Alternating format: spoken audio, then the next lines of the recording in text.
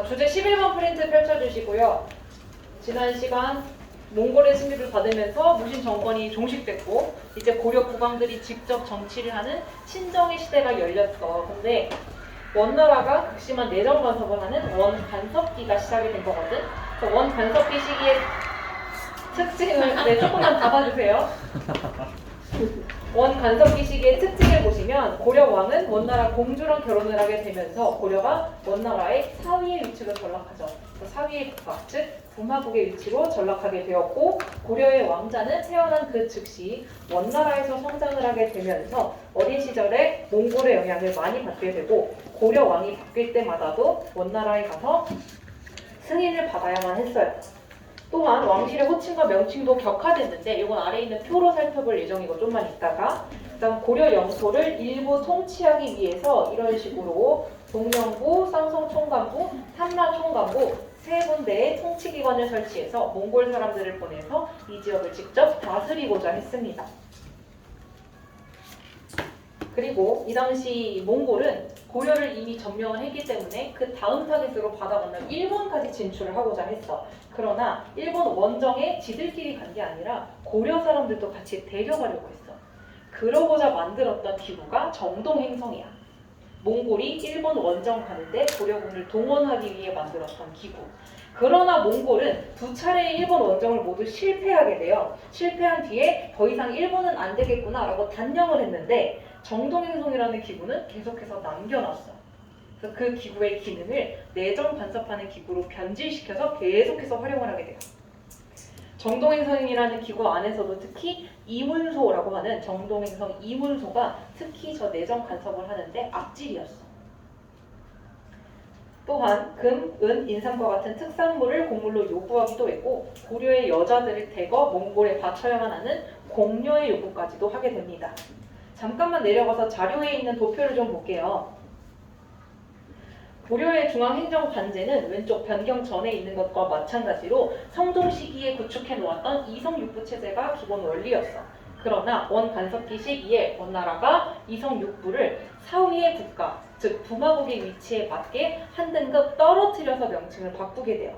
이성은 첨입으로 바꿨고 육부는 사사로 통폐합했어. 이부와 예부는 전리사로, 호부는 판도사로, 경부는 군부사로, 형부는 전복사로, 공부는 아예 없앴어. 그리고 중추원은 밀직사로 개편을 해. 중추원 어느 나라 거 그대로 본따서 만들었던 거지? 송나라 거, 그치? 근데 그거를 밀직사라는 명칭으로 바꾸면서 격화시키게 되고요. 관제의 용어뿐만 아니라 왕실에서 사용했던 호칭 자체도 많이 변경을 합니다. 그래서 태조, 광종, 성종과 같이 조종으로 이름이 끝났던 왕들의 명칭을 이제는 충렬왕, 충선왕 등등 충 무슨 왕 이런 식으로 명칭을 바꾸게 돼요. 그래서 저기 있는 왕들을 다 외울 필요는 없고 충 X왕 이렇게만 써 놓으시고 혹시나 자료 속에서 충 무슨 왕이 등장을 하면 아, 이 사료는 지금 원간섭기에 관련된 사료구나 그 정도만 캐치를 하시면 될 것 같아요.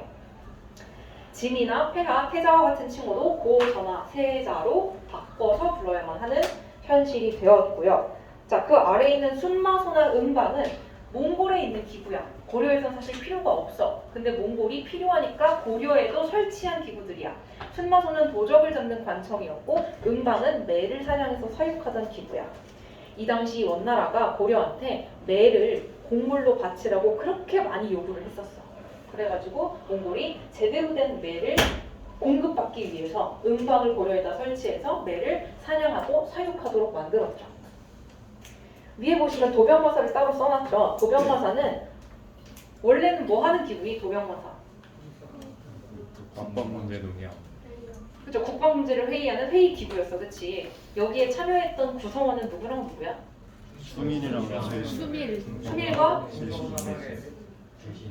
재신, 그렇지? 재신과 추밀이 참여를 했었어. 근데 원간섭기에 도평의사사라고 하는 이름으로 바뀌면서 참여자 수가 70에서 80여 명으로 늘어나게 돼.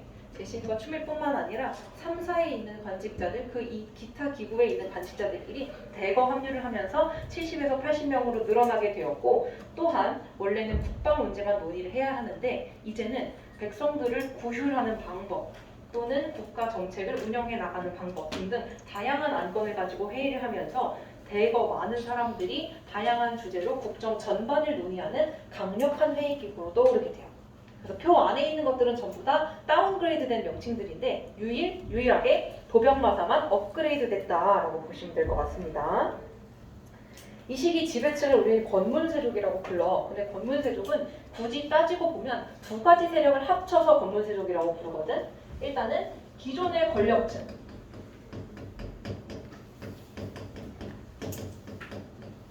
얘네는 아마도 고려 초기에 과거나 음서제도를 통해 대대손손 고인한 집단을 배출했던 어떤 집단? 문벌 같은 집단이 무신정권이라고 하는 혼란기도 나름 잘 버텨내서 그나마 생존해 있는 고인물들이야. 얘네들. 극히 소수. 그러나 이 시기 원 간섭기이기 때문에 원나라한테 철썩 붙어서 고위 관직을 독점한 세력들이 있으니 걔네를 친원파, 친원 세력이라고 불러. 그래서 우리 이 시기에 얘네 둘이 지배층을 형성했고 이들을 합쳐서 권문세족이라고 부르는 거야.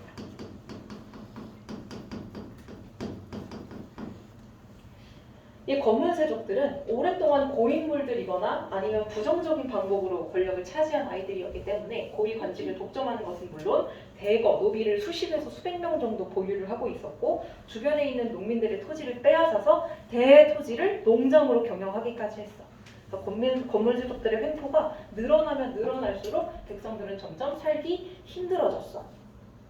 이 당시 이러한 권문세족에 반대되는 성격으로 새롭게 떠오르는 자들이 있으니 바로 성리학을 공부하면서 떠올랐던 신진사대들.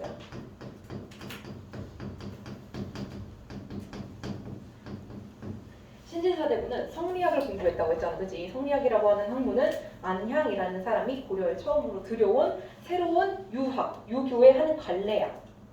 철학 시간이 아니니까 뭔지 몰라도 돼. 근데 설명을 드리자면 인간의 심성, 우주 만물의 형성과 운행의 원리를 철학적으로 파악하는 학문이 성리학이야.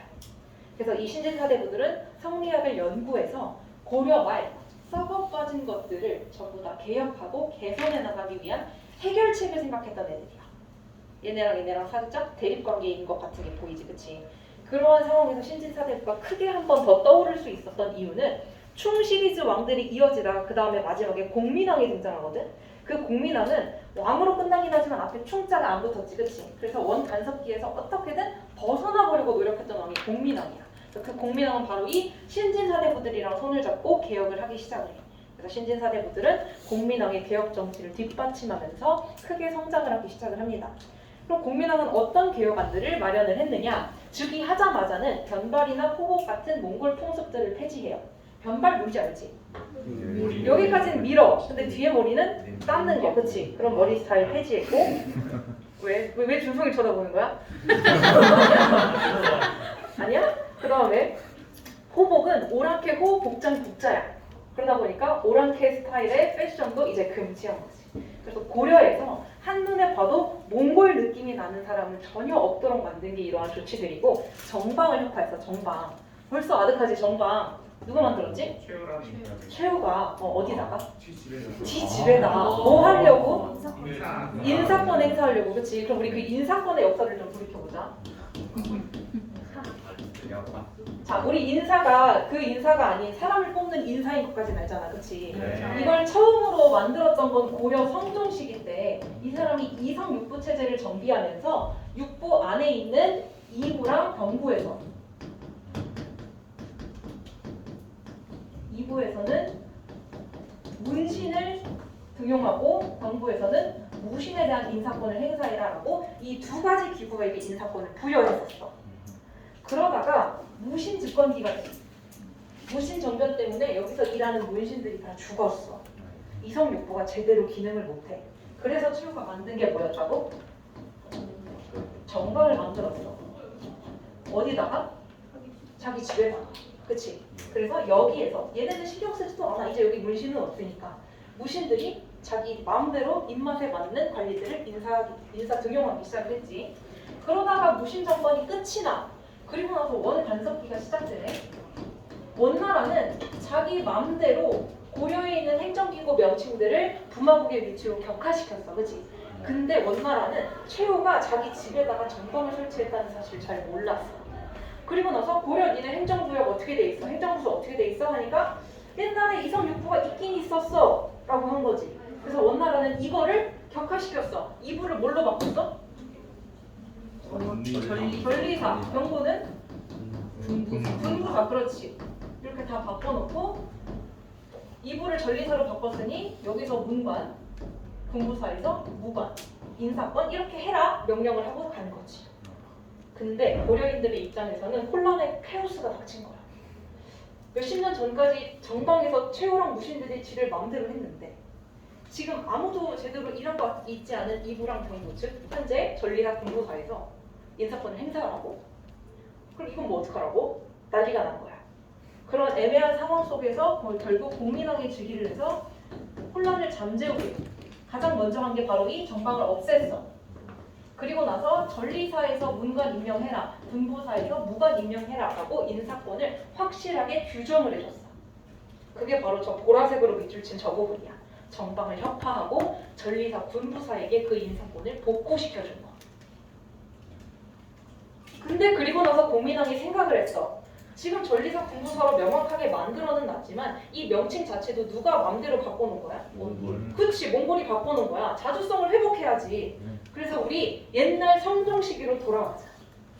다시 전리사가 뭘로 바뀌어? 그렇지. 군부사는 병부. 이부와 병부뿐만 아니라 그 기타 모든 이성육부 체제 자체가 전부 다 복구가 돼. 이게 바로 저 1차 개혁의 두 번째 줄에 있는 관제 복구야. 무슨 말인지 알겠니? 그래서 1차 개혁을 보시면 반원 정책, 자주 정책, 반원 자주 정책이 바로 그 1차 개혁의 포인트야. 원나라의 간섭으로부터 제발 벗어나자. 그래서 했던 것들, 기철 등의 친원파를 숙청하고 정동행성, 이문소를 폐지했고 원나라 연호를 똑같이 사용하는 그것도 중지했어. 관제도 당연히 예전 상태로 복구시켰고 또한 쌈성 송간부를 공격해서 그 지역을 완전히 고려의 땅으로 회복시키게 돼. 1차 개혁까지 끝낸 직후에 어느 정도 원나라로부터 살짝 벗어날 수 있었어. 그 다음 2차 개혁 때의 포인트는 뭐냐? 이제 자주성은 어느 정도 회복했으니 국내에 있는 고려 사회의 문제점들을 해결해보자야. 백성들이 좀 더 잘 살 수 있게, 국가가 발전할 수 있게. 그래서 했던 것들이 그 아래 2차 개혁에 적혀 있어요. 2차 개혁 때는 승려 신돈을 등용해서 신돈, 공민왕, 그리고 신진사대부 이 사람들이 열심히 노력해서 다양한 개혁안들을 마련하게 됩니다. 가장 먼저 전민변정도감을 설치해. 전민변정도감 왼쪽에 화살표 이어지죠. 검은세족들이 아까 대토지를 차지하면서 농장을 경영했다고 했어, 그치? 그것 때문에 백성들이 힘들어. 그래서 전민변정도감은 검문세족들이 불법적으로 차지한 그 토지를 원래 농민들에게 돌려주는 기구였어. 그 다음 내재추제를 실시했어. 내재추제는 왼쪽에 도평의사사에서 화살표가 내려오는데 도평의사사가 생각보다 너무 많은 권한을 행사하면서 커졌어. 이러한 도평의사사를 견제하기 위해 실시했던 제도가 내재추제야. 그래서 도평의사사 원래 재신과 추밀만 있던 기분에 지금 7, 80명으로 너무 많으니까 재신과 추밀 아닌 사람들 이제 나가라. 또한 니네끼리 모여서 어디선가 자꾸 회의를 하니까 시시콜콜하고 따분한 얘기들로 뭐 회의장이 가득하다. 그러므로 왕의 눈과 귀가 직접적으로 감시 감독할 수 있는 궁궐 안에서 업무를 처리해라 라고 한 거야. 도변마사 설명할 때 저번에도 내가 학생회 친구들한테 비유를 했던 것 같은데 이 원 간섭기 때 학생회 회의가 어떻게 변질됐다고 생각을 하시면 되냐? 각 반에 3명의 학생회 친구들이 있는데 걔네가 자기 친구들을 다 데리고 회의하러 간 거야. 회의하러 가서 학교 발전을 위한 회의 토론을 열심히 했으면 되는데 무슨 얘기를 한 거냐? 누구랑 누구랑 사귀다 걸렸대. 누구랑 누구랑 고고싱하다 걸렸대. 그런 시시콜콜한 얘기들. 정말 학교를 위한 중요한 논의는 10분에 불과했던 거지. 그래서 공민왕이 교장선생님이 내재추제를 실시하는 거야. 오늘부터 학생회 아닌 사람들은 학생회실에서 나가라. 또한 너네가 너무 잡담을 많이 하니 이제부터 회의를 교장실에 와서 해라 라고 하는 거야. 어떠한 의도나 목적인지 알겠지, 그치? 그게 바로 내재추제야. 그 다음 훈자법, 근무 기간에 따라 관리를 승진시킨 제도야. 그동안의 고위관직을 차지했던 사람들의 역사를 보면 무신 집권기 당시에는 무신들이 차지했어. 원 간섭기 때는 원나라의 빌붙은 애들이 차지했어. 관리들의 승진 기강이 무너져 있어. 그래서 동민왕은 누가 오랫동안 성실하게 꾸준히 일했는가 그것을 기준으로 관리를 승진시키고자 했고 그러한 제도를 순자법이라고 불러요.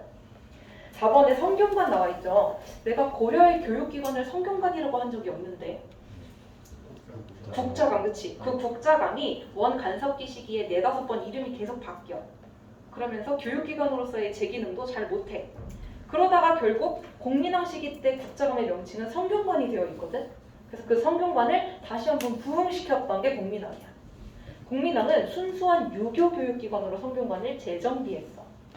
가르칠 과목이 다양하고 많은데 굳이 왜 유교만 가르치는 교육기관으로 재편성했을까? 유교가 좋아서? 여길 졸업한 애들이 정치에 나가면 어떤 세력이 될까? 그렇지.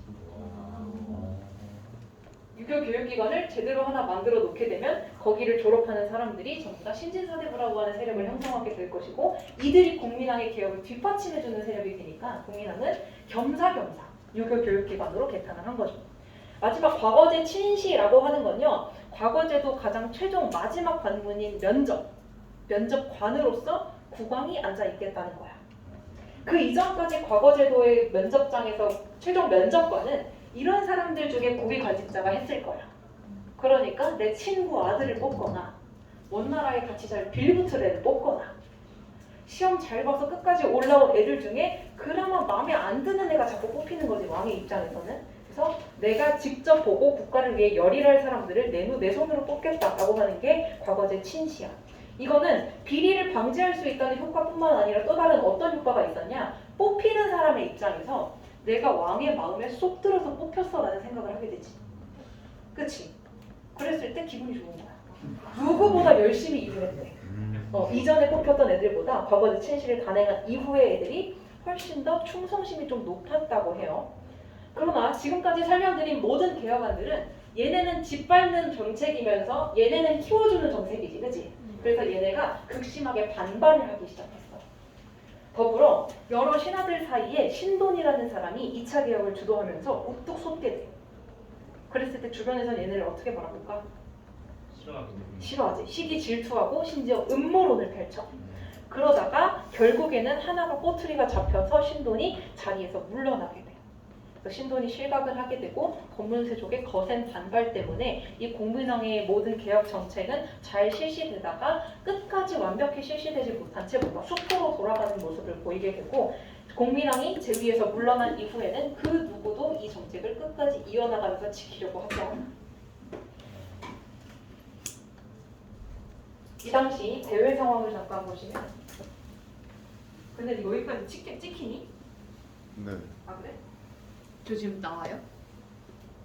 난 안 보여서 모르겠는데? 나와? 아니 나 그렇게 하면 나와. 나오겠지. 목소리 다 들려? 당연한 거 아니야? 이거 근데 쌤이 자르시지 않을까? 아 나 안 잘라. 내가 그런 거 편집할 시간이 없어서 생각했는데 지난 시간에 내가 지도 그릴 때 얘들아 여기 몽골 이따만하게 그렸던 거 기억나? 네. 그때까지만 해도 몽골이 주도권이 확실했어. 그치? 잘 나갔잖아. 네. 근데 이 시기에 몽골은 어느 만큼 쪼그라드냐? 아이고 얘기네 조그맣네. 그치? 심지어 살기도 좋지 않은 저 북쪽으로 찌그러졌어. 그치? 너희가 중국의 역사를 알지 모르겠는데 지금도 중국은 다수의 민족이 혼합되어 있어. 근데 그 중에서도 가장 대다수의 민족이 어느 민족인지 알아? 한족. 그 한족이 우리가 배웠던 수나라, 당나라, 송나라를 만들었던 민족이거든. 근데 송나라를 끝으로 한족 애들은 기세를 잘 펼치지 못해. 왜냐? 거란 잘 나가지, 여진 잘 나가지, 몽골 미쳤었지, 그치? 그래서 몽골일 제국은 사실상 지배층인 몽골인은 되게 소수야. 대다수의 피지배층은 한족이었어. 그렇게 한족이 잘 나가는 몽골 아래에서 잘 참고 불만을 억누르면서 살다가 몽골이 때마침 찌그러졌어. 그랬을 때 그 한족 애들이 이제는 더 이상 못 참겠다라고 하면서 몽골로부터 탈주를 하기 시작해. 탈주를 할 때 얘네가 드레스 코드를 맞췄어. 빨간색 두건으로. 그래서 홍건적이야. 근데 그 중국의 인구수가 어마무시한 건 알죠. 그 애들이 다 같이 탈주를 시작하면 이 주변에서 작게 벌어지는 게 아니라 이런 식으로 고려에까지 불통이 튀게 돼. 그래서 이 당시 고려가 홍건적의 침입을 받게 된 거야. 대륙 위로부터 홍건적인 침입을 받고 있고, 자 바다 건너 일본도 있어요. 자, 통일 신라 말기에 신라 사회가 붕괴하니까 지방 곳곳에서 호족이라는 깡패들이 날뛰었던 거 기억나? 네. 마찬가지. 일본은 이 당시 가마쿠라 막부인데 가마쿠라 막부가 붕괴됐어. 일본은 섬나라니까 해적대들이 날뛰기 시작한 거야. 이렇게 날뛰었던 해적대들이 결국 조선 남북 바다까지 영향력을 미치게 돼서 우리는 얘네를 왜구라고 불렀어. 아래에서는 왜구가, 위에서는 홍건적이 창궐을 하면서 날뛰면서 고려를 괴롭혀. 이때 활약했던 애들이 누구냐? 저기 적혀져 있는 이노, 이방실, 정세훈, 최영, 이성계, 나세, 최무선, 변한열 등등. 그러나 우리는 최영과 이성계만 알아두자. 방금 언급드린 수많은 사람들이 홍건적과 왜구의 침입을 격퇴하는데 많은 활약을 하게 되었고, 국가에서는 이들에게 첨설직이라고 하는 특별 관직을 수여했어. 그때부터 이 애들이 신흥 무인 세력으로서 지배층의 대열에 합류하게 돼.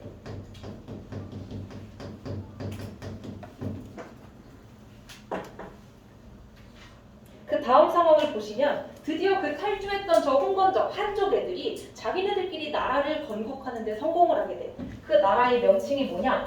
명나라. 지난 시간까지만 해도 동아시아의 주도권은 누구의 손에 잡혀 있었어? 몽골. 근데 이제는 명나라. 그래서 이 명나라가 고려에게 요구를 하나 해. 그 요구가 뭐냐? 원나라가 설치했던 그 쌍성총과부 자리에 천령위를 설치하겠다는 거야. 허락을 받는 것도 아니고 통보를 했어. 설치하겠다. 그 당시 고려 내부의 지배층들의 상황을 보자. 공민왕이 제위에서 물러났어. 그러다 보니 얘네 힘은 약해졌어. 상대적으로 반발했던 얘네 힘은 세졌어. 신흥 무인 세력, 홍건적 왜구 침입 격퇴하면서 세지고 있어. 이러한 상황 속에서 신진사대부랑 신흥 무인 세력이 힘을 합쳤어. 그래서 이렇게 대립구조가 형성돼.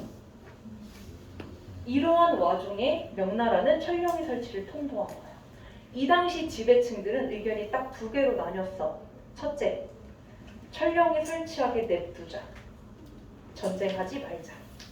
둘째, 요동 정벌 가서 명나라의 코를 짓밟아주고 천령위 설치를 못하게 막자. 너희라면 어떤 주장을 할 것 같아? 막자. 받아줄. 받아준다고? 요동 정벌 가자. 당연히 정골이죠. 정골이죠. 전쟁하지 말자. 아유 해야죠. 현실이 한번 다. 싸워보고 이제. 예, 한번 한번 싸워보고 싸워봐. 이길 자신 있어? 이만한데? 어차피 죽으러 가는 거야. 그래도 한번 그래도 한번 싸우는 가야 될 것 같아? 하나 내주면 계속 내어줄 것 같아서? 난 뒤에 있어야 돼. 마지막에 이 당시 왕은 사실 둘 중 하나를 선택해. 그때 좀 선택을 쉽게 하려면 요동정벌을 주장했던 건 얘들아 최영이라는 사람이고, 전쟁하지 말자는 이성계야. 너희가 아는 건 이성계뿐이지. 근데 얘네의 특징을 좀 알려드리자면, 최영은 수십 년 동안 노신으로서 고위 관직자를 계속 유지하고 있었던 베테랑이야. 이 당시 나이가 60에서 70대? 이성계는 고위 관직자이기는 하지만 이제 막 새롭게 떠오른 라이징 스타였기 때문에 내 기억으로는 30대인가 40대야. 젊으시지. 그랬을 때 당시 왕은 어떤 선택을 들어줬을까? 그치, 더 오래 경험이 많은 최영의 선택을 들어줬어. 근데 문제는 최영을 그럼 요동정벌 보내면 되잖아. 그치? 근데 이성계를 보냈어. 불쌍해. 이 당시 최영은 요동정벌 가자 그랬는데 이성계는 절대 안 된다라고 하면서 사불가론을 제시하면서 계속 반대했거든. 사불가론은 작은 나라인 고려, 이거 안 냈어. 보기만 해. 작은 나라로서 큰 나라인 명나라를 거역할 수는 없다. 또한 여름이라 덥고 짜증나기 때문에 군인들 전쟁 보내면 싫어한다. 한번 온 나라의 군사를 북쪽으로 정벌하도록 보내면 이때를 틈타서 아래쪽에 있는 왜구가 또 잽잽을 날릴 수 있다. 마지막, 더워 죽겠는데 장마철이야. 비도 와. 무기가 다 젖었어. 제 기능을 못해.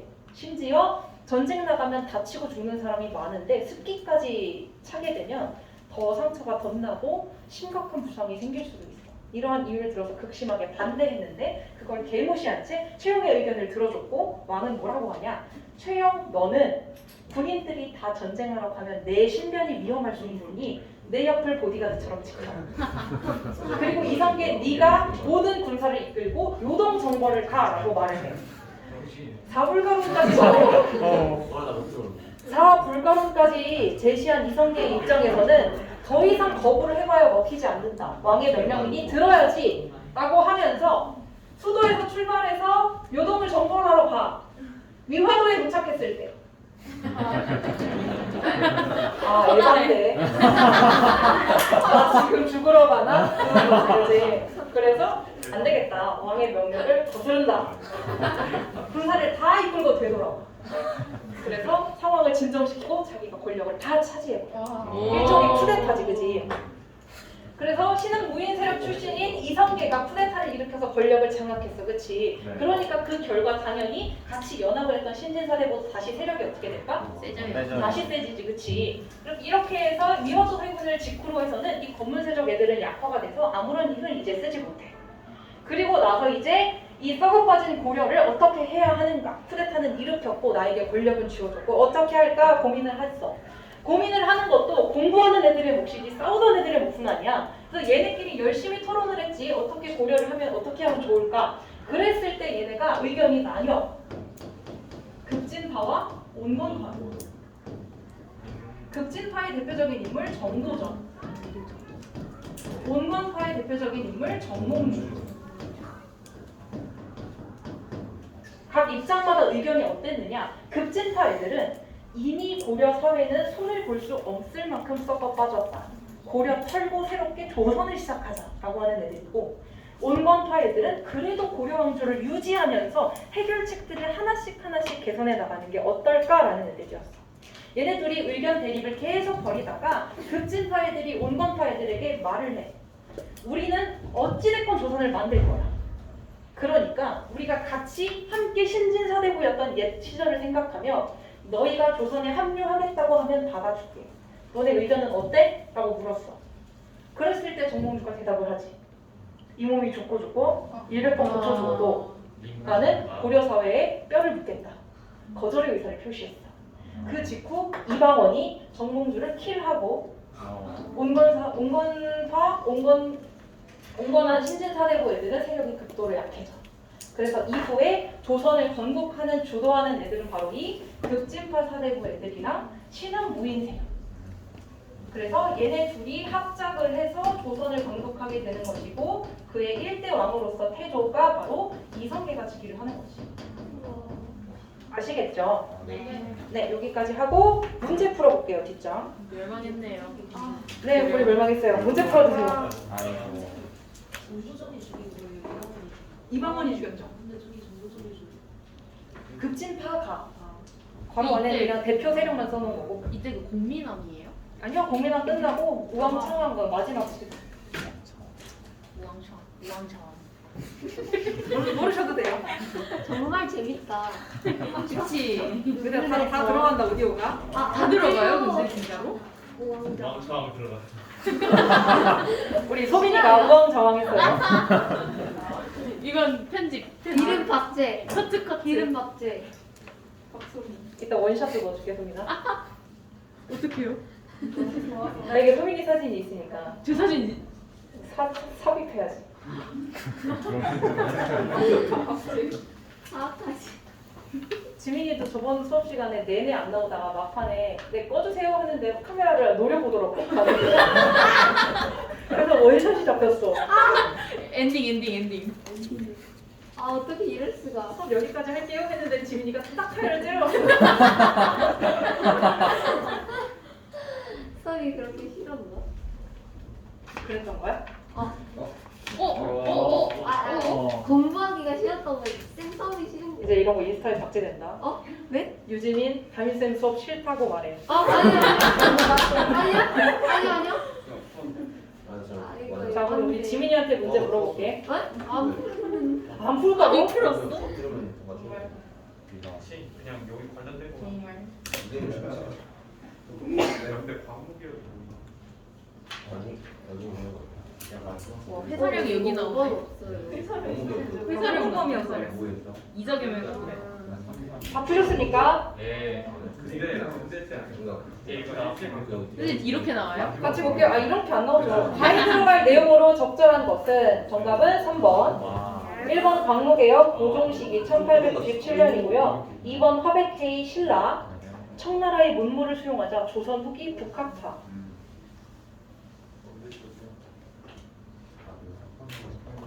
내가 그냥 아까 급하게 푼 건데 그래서 글씨가 좀 날라가요.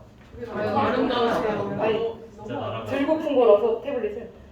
가에 들어갈 내용으로 적절한 것은 공민왕 관련된 설명 3번. 1번 관료전 지급 신문왕이죠. 경복궁 중건 흥선대원군. 대동법 실시 광해군 시기 시작돼서 완성된 건 숙종인데 그냥 조선 후기라고만 아셔도 돼요. 5번 장보고 청해진 흥덕왕 통일신라죠. 이런 식으로 청해진이 자꾸 선지에 나와. 그러니까 통일신라인 것만 알아두시면 돼요. 다음 문제. 밑줄 친 왕 공민왕이고요. 쌍성총관보 수복 뭐 이런 얘기 있으니까 정답은 2번 전민 변정도관 펼치가 되겠죠. 1번 교육입국 조서 2차 가보개혁 1895년이고요. 북한산 순수비 진흥왕 이자겸의 난 고려 인종 고려 중기죠. 회사령 1910년. 회사령의 내용은 아니 아 허가제라고 쓸 거야 만약에 나오면. 회사 신고. 신고 제일 회사를 설립할 때 허락 받아야 된다. 누구의 일본. 조선 총독. 그렇지 조선 총독부의 허가를 받아야 한다. 마음 한켠이 쎄하다 얘들아. 저희 어떻게 해요? 자, 다음 자료가 나타난 시기의 설명으로 옳은 것은 먼 간섭기에 해당하는 설명이죠. 짐을 고로 낮춰 부른다. 충렬왕이라는 명칭도 보이지, 그치? 원 간섭기에 해당하는 설명 5번이죠. 지게 발급은 광무개혁 1901년, 골품제는 신라거, 아관파천 1896년, 서원은 조선시대 때 교육기관. 여기까지 하겠습니다. 와.